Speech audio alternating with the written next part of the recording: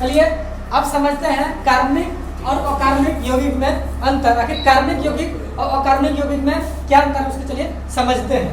अब समझते हैं पहला पॉइंट कार्बनिक यौगिक और अकार्बनिक यौगिक। पहला पॉइंट कहता है इसमें कार्बन की मात्रा अवश्य रहेगा, यानी कार्बन यौगिक पहचान क्या है, कुछ होगा चाहे ना हो लेकिन कार्बन की मात्रा वो रहेगा।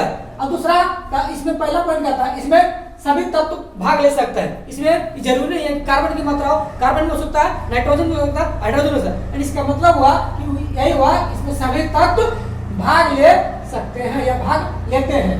अब इसमें कहता है दूसरा पॉइंट ये कार्बनिक विलय होते हैं, लेकिन जल में क्या होता है वो विलय होते हैं। लेकिन ये इसमें बात किया जाए कि जल में क्या होता है विलय होते हैं, लेकिन कार्बनिक विलायक में वो विलय होता है। इसका मतलब हुआ कि जल में घुलेगा लेकिन वो कार्बनिक यौगिक में नहीं घुलेगा। चलिए तीसरा पॉइंट समझते हैं।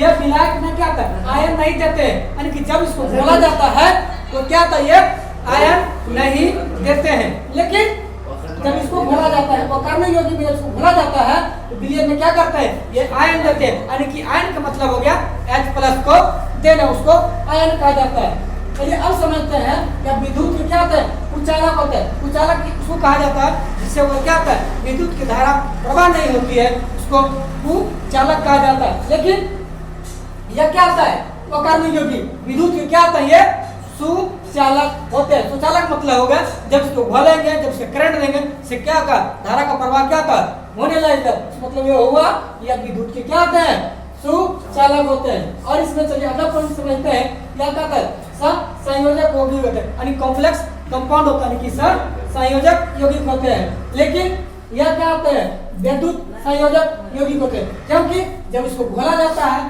तो यह आयन देता है, इसलिए आप क्या होते हैं विद्युत संयोजक यौगिक होते हैं। चलिए मिलते हैं नेक्स्ट में, तब तक के लिए थैंक यू।